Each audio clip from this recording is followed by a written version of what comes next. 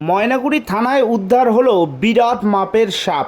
থানার হেল্প ডেস্কে ঢুকে পড়ল একটি বড় মাপের সাপ, যা দেখে হতবাক সকলেই। হেল্প ডেস্কের পাশেই থাকা চাইল্ড কর্নারে রয়েছে খরগোশ এবং পাখি। সাপটি সেখান থেকে সোজা চলে যায় খরগোশের আস্তানায়।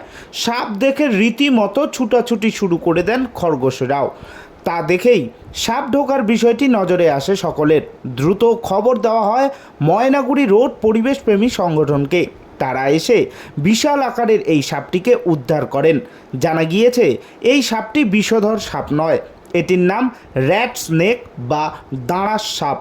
এই সাপের মূল খাবারের তালিকায় রয়েছে ইঁদুর, তাই একে র্যাট স্নেক বলা হয়।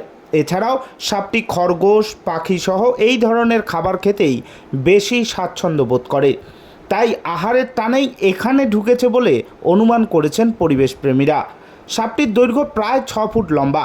পরিবেশপ্রেমী সংগঠনের সদস্যরা সাপটিকে উদ্ধার করে নিরাপদ স্থানে ছেড়ে দেবেন বলে জানিয়েছেন। এ বিষয়ে ময়নাগুড়ি রোড পরিবেশপ্রেমী সংগঠনের সদস্য অমল রায় কি জানালেন শোনাবো আপনাদের।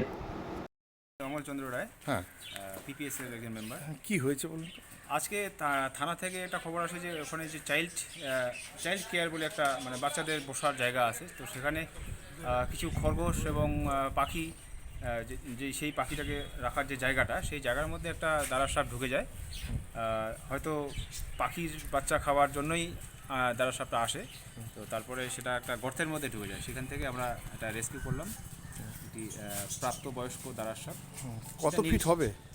মোটামুটি 5 ফিটের উপরে হবে। ফুট হবে। এটা নির্বিষ সাপ, ভয়ের কোনো ব্যাপার নেই। এটার ইংরেজি কি নাম আছে? এর ইংরেজি নাম rat snake. Actually rat snake এই জন্য যে এর পছন্দের খাবার হচ্ছে ইঁদুর, তার জন্য সেই অনুসারে এর নাম র্যাট স্নেক। এর নন ভেনামাস।